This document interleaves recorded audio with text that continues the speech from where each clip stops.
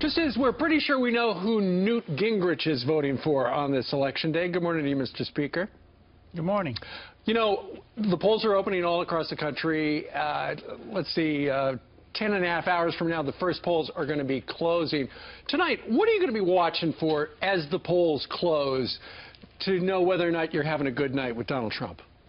Well, let me just say, first of all, for a second, I hope everybody, whoever they're for, will recognize that this last year is something that doesn't occur in Cuba, doesn't occur in China, doesn't occur in Russia.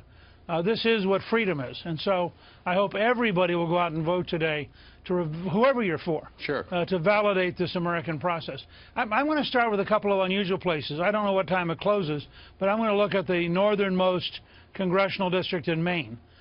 Because if Trump picks that up, Maine allows each congressional district to cast its electoral vote separately.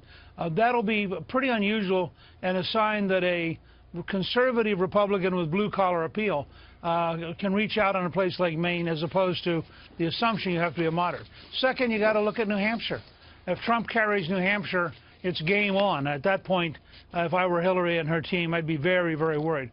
Obviously, in the South, you're going to look at North Carolina, and you're going to look at Florida, because if Trump carries those two, we're really in for a long night, unless, as a poll that came out this morning suggests, he carries Michigan, in which case we're in for a very short night, because at that point it'll be clear that Donald Trump will be the next president. So I'm going to come from the East Coast, looking state by state. West Virginia will clearly go for Trump.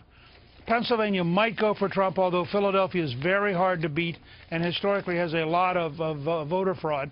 Ohio is, I think, going to go for Trump, clearly.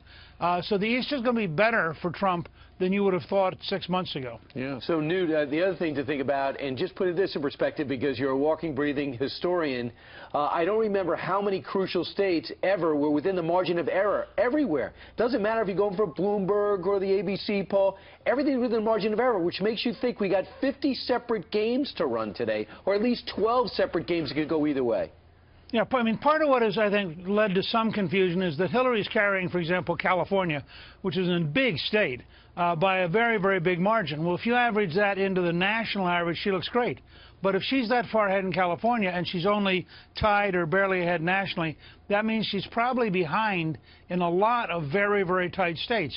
In Missouri, maybe Wisconsin, where Calista and I spent the weekend with her mother. Maybe in Minnesota, where the high school students, by the way, 77,000 of them, gave Trump the victory over Hillary, something you'd never have expected in Minnesota.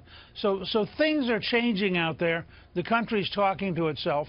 And I'll be very curious whether it's actually this close or whether the momentum for Trump means that it was this close on a snapshot over the weekend. This is what happened with Reagan. He gained strength every single day up through Election Day. I want to put up two different pictures because it shows kind of the direction of both of these campaigns. You have Hillary campaigning with President Obama. So if you want more of the same, there's the answer. If you want more of change and anti-establishment, then on the left-hand side of the screen is Donald Trump with his family, with the exception of Mike Pence, who has, you know, held a Senate seat and now governor. But those are totally different. If you want the same, vote for Hillary. If you want different, then vote for Donald Trump. Look, this may be the clearest big choice election, and certainly in my lifetime, but in a very, very long time. Secretary Clinton represents the establishment, the whole system, everything we've been watching with the WikiLeaks, the FBI files, you name it, and she is the legitimate heir to Barack Obama. Donald Trump is the most outsider candidate to be nominated in my lifetime.